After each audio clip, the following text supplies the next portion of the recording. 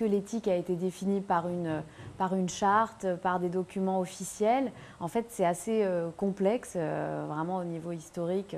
C'est-à-dire que les premiers journaux sont nés au XVIIe siècle, 1631 c'était la première gazette de Théophraste Renaudot, et il a fallu attendre les années 1930 pour qu'on commence à vraiment réfléchir sur ce qu'est un journaliste. Pour moi, un journaliste, il a une éthique, il respecte d'abord une déontologie professionnelle qui est quand même bien précise. Donc c'est respecter le plus possible la vérité, respecter les sources, ne pas diffamer. Il y a un certain nombre de règles dans la profession.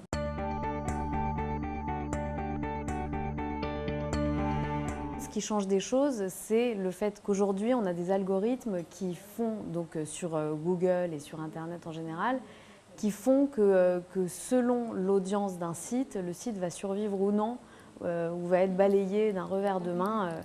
Le site média sur Internet ne survit que par l'audience. Le problème, c'est que c'est l'accélération du temps.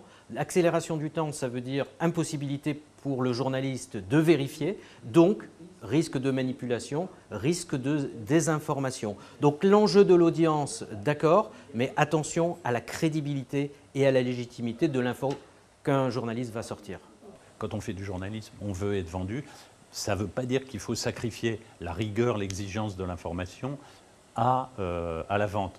Mais d'ailleurs, moi, je crois beaucoup que les lecteurs, les auditeurs, les téléspectateurs, pour ce qui est de l'information, ils veulent de la bonne information. Là, aujourd'hui, on est contesté par des lanceurs d'alerte, par les réseaux sociaux, etc. Donc les médias doivent se redéfinir, doivent se réinventer. Mais c'est juste pour moi une sorte de transition de l'ancien monde où on était un peu omnipotent à un nouveau monde où on doit interagir, travailler avec de multiples sources et de multiples audiences. Face à cette importance, à cette tyrannie de l'audience, on a maintenant des médias qui se créent sur Internet, surtout sur Internet, qui vont à l'encontre de ça et qui vont être justement peut-être pas dans l'objectivité, pas forcément dans cet objectif-là, mais plus dans un journalisme engagé, très fort, qui ne dépend pas de l'audience en fait.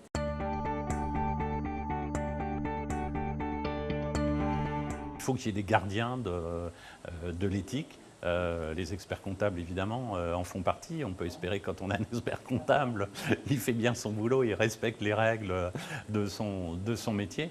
Et ça peut aider aussi, d'une certaine manière, les médias.